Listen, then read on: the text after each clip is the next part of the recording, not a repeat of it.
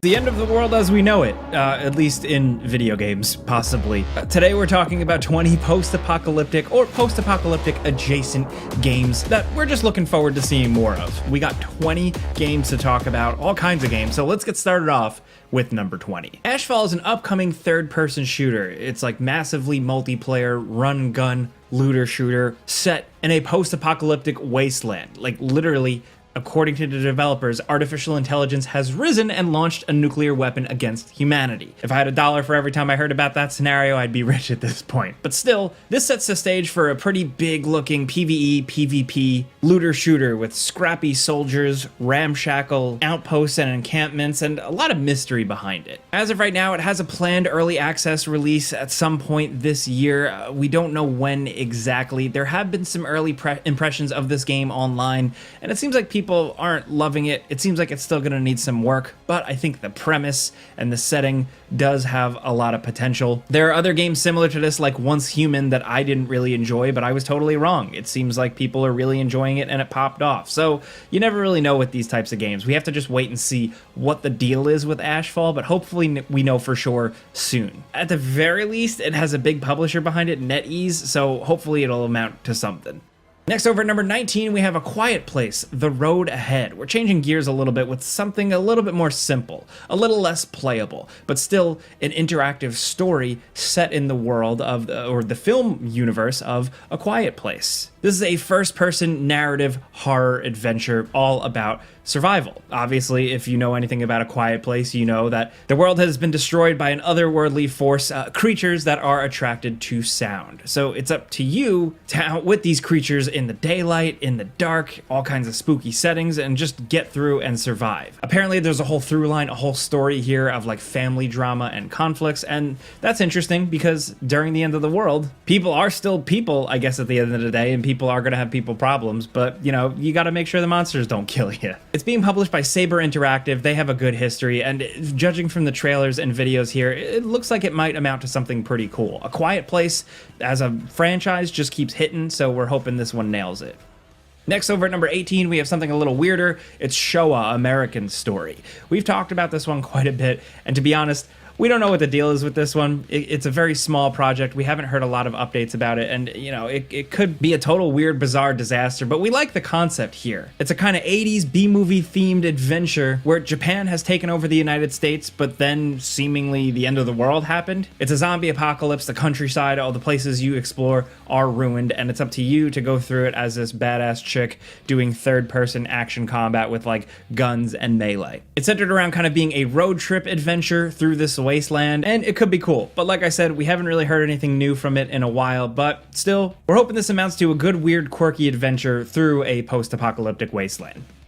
Next, over at number 17, we have Death Stranding 2 on the Beach. Hideo Kojima is continuing the story of Sam Porter Bridges and the whole gang with the sequel to Death Stranding 2, a game that took place in a world very much post-apocalypse. The world is essentially fractured. The United States is a mess. The remaining survivors are living underground, and above ground there's like haunted, spooky ghosts, a rain that will instantly age people, a bunch of stuff going on. So Death Stranding 2 is continuing those vibes, but we're going even deeper. I don't really want to spoil anything with the first Death Stranding, but here it just seems like things are really ramping up, and I just hope there's still more cool exploration of a weird, mysterious, lonely land. That was my favorite aspect of the original game. That bit every once in a while when you stumble across an old abandoned town or building or something like that was interesting. Either way, Death Stranding 2 on the Beach isn't coming anytime soon. We're expecting to see it in like 2025.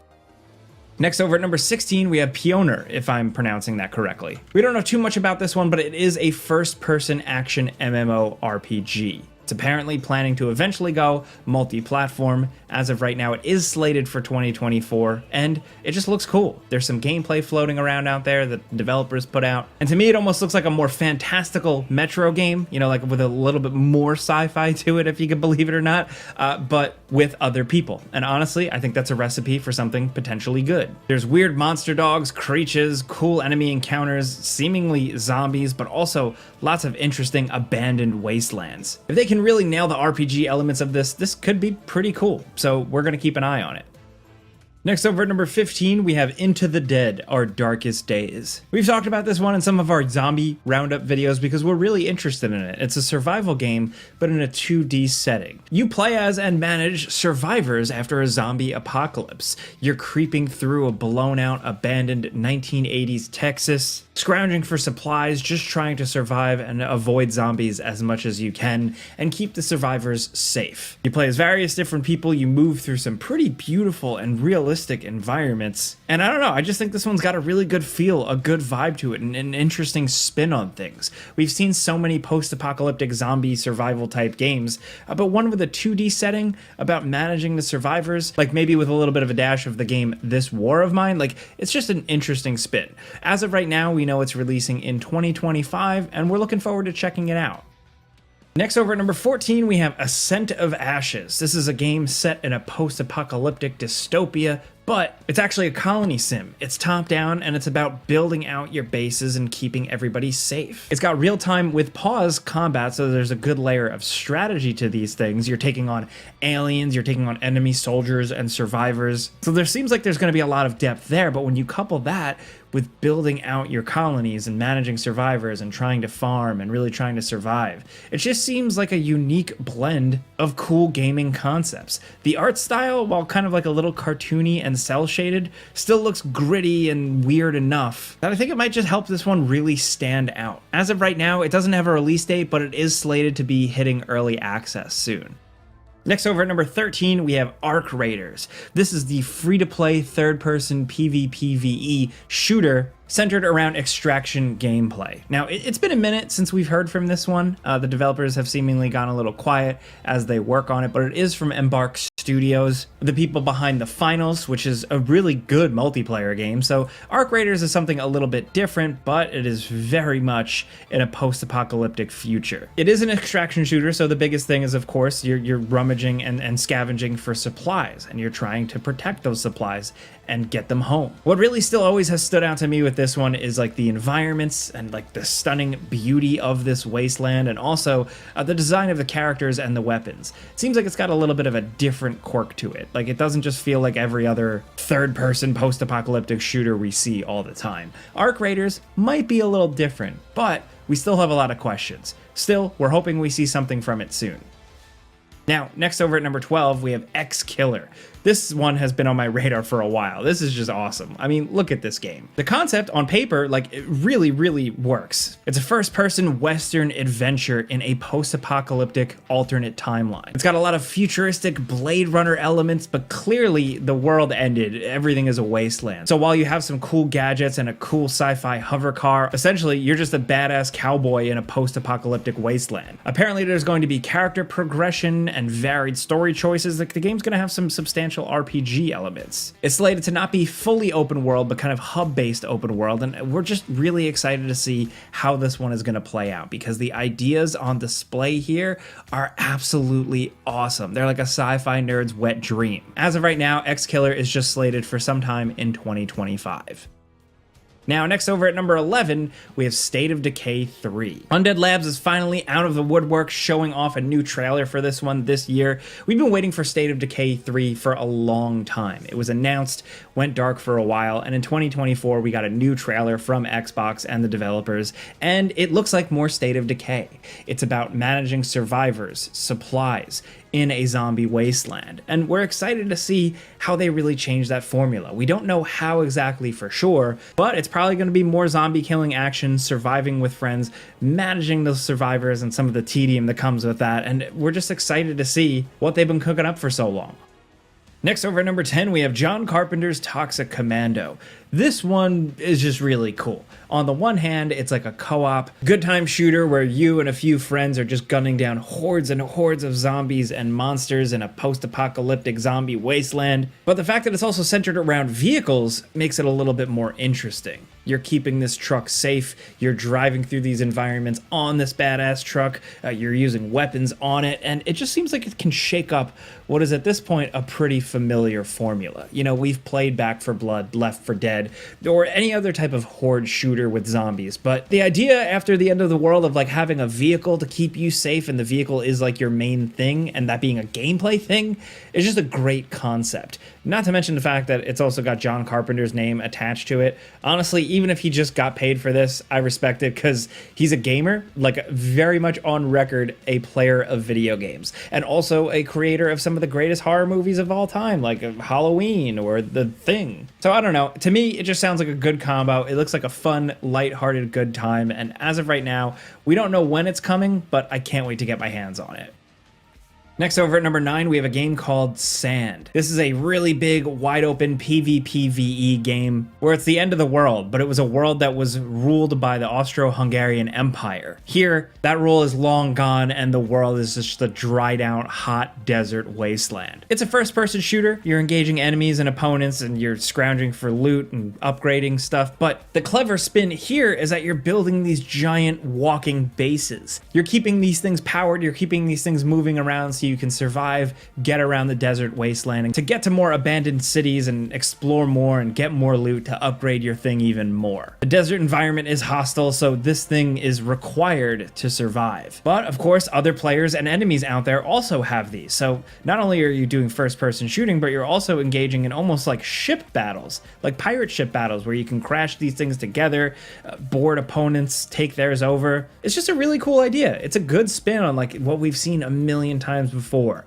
PvPvE, you know, open world wasteland survival crafting stuff. Here, you essentially all are running around on the giant spiders from the Wild Wild West movie. Does anyone remember that? I don't know, maybe it's just me. But as of right now, Sand doesn't have a release date, but maybe it's something worth keeping an eye on.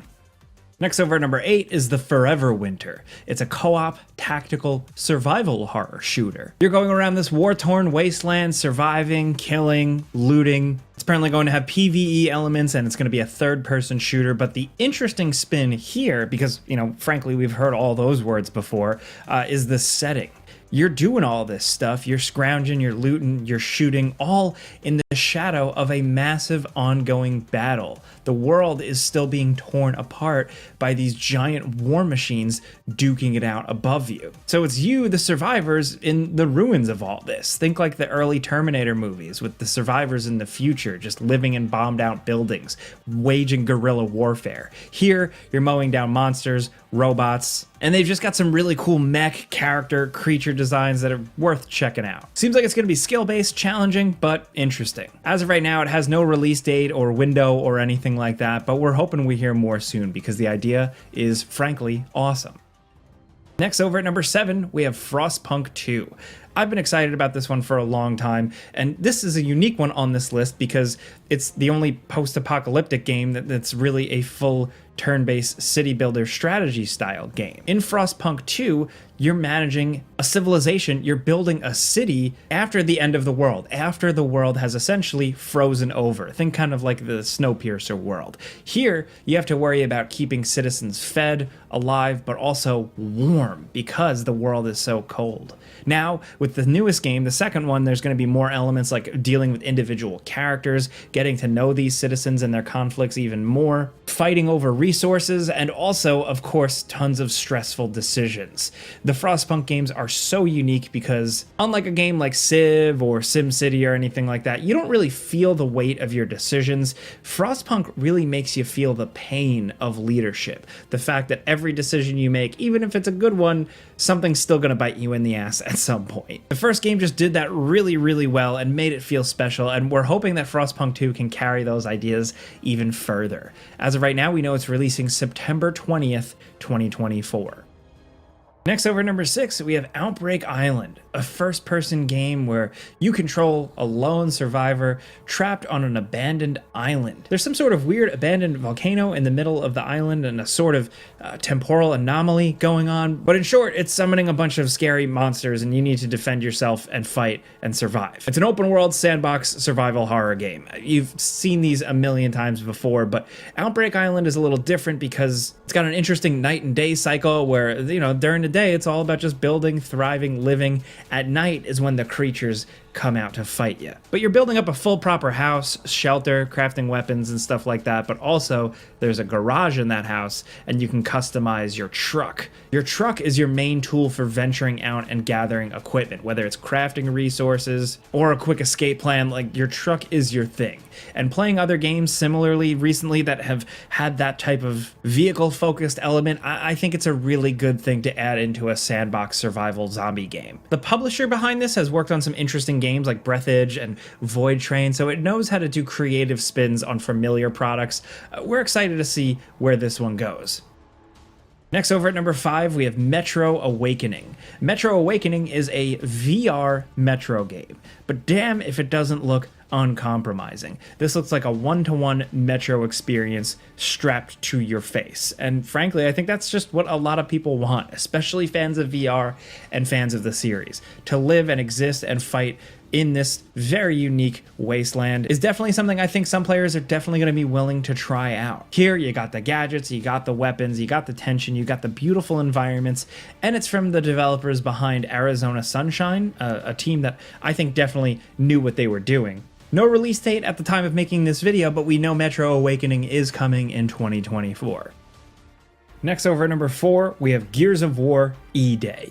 If there's any game that takes place in a post-apocalyptic ruined war zone, it's a Gears of War game. And a Gears of War game that serves as a prequel to the original just really scratches that itch. So the newly announced Gears of War E-Day is taking the franchise back to its roots, seemingly centered around Marcus Phoenix, the original protagonist of the original trilogy. In E-Day, it stands for Emergence Day, or the beginning of the chaos, the start of the Locust Horde invasion. So that has a lot of interesting ramifications, but most importantly, it's just a regular old Gears of War game. The developers said that they are very much creating a regular style Gears of War adventure, seemingly going back to that Gears of War 1 feel. They're going a little bit grittier, they're going a little bit darker, and for me, that's just what the doctor ordered. All we got was a little cinematic teaser trailer for this game. It's still probably going to be long in the works and a while before we actually see anything of it, but we're looking forward to it. Next, over at number 3, we have Terminator Survivors.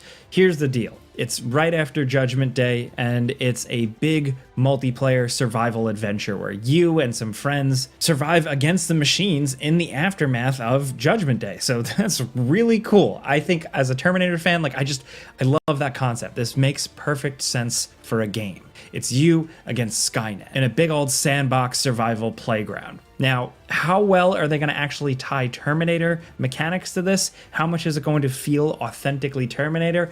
I don't know for sure, but I really hope they nail it, because the machines are an interesting enemy, and if they can take some of those concepts and make it feel like not just another sandbox survival game, the publisher, Nacon, potentially has something really interesting on their hands here. We still haven't seen a ton of gameplay, but I'm looking forward to seeing how this one shakes out. As of right now, it has a release date of October 24th, 2024. Next, down at number 2, we have Atomfall. This is a first-person survival action game that is apparently, according to the developers, inspired by real events. It's set 5 years after the Windscale nuclear disaster in northern England. So that makes for a very unique setting for a game like this. From what we got from the initial reveal trailer, it seems like a very quirky post-apocalyptic setting, a bit Bioshocky, a bit more sci-fi and strange, and we're into that, especially with the Northern England setting. That's just cool. It's from developers Rebellion, the people behind the Zombie Army games and the Sniper Elite games, and honestly, at this point, I think they know what they're doing. Atomfall seems like something a little bit different for them, and I'm really excited to see what they cooked up. As of right now, no release date other than just the year 2025. Now finally, down at number 1, you probably know it was going to be our number 1 on a list of upcoming post-apocalyptic games. It's Stalker 2: Heart of Chernobyl. This one has been long in the works, long delayed, a very difficult development cycle. The developers have stuck with it, and pretty soon we're getting a follow-up to the classic PC franchise. The original Stalker on PC, there was nothing else like it. And it really kicked off a whole different style of game. So we're looking forward to Stalker 2 really bringing it all back home. You, as a stalker, surviving in an irradiated wasteland, dealing with scientific anomalies, scrounging for resources, fighting for survival, trading with survivors. The game looks absolutely gorgeous graphically, but we're really hoping that it still has that old school PC feel to it. Either way, the zone, the vibe of it, the atmosphere, the setting, all that is something that we're really looking forward to exploring. The game has been delayed once again, so make note, it is still seemingly releasing in 2024 now with the release date of November. Like, comment, and subscribe.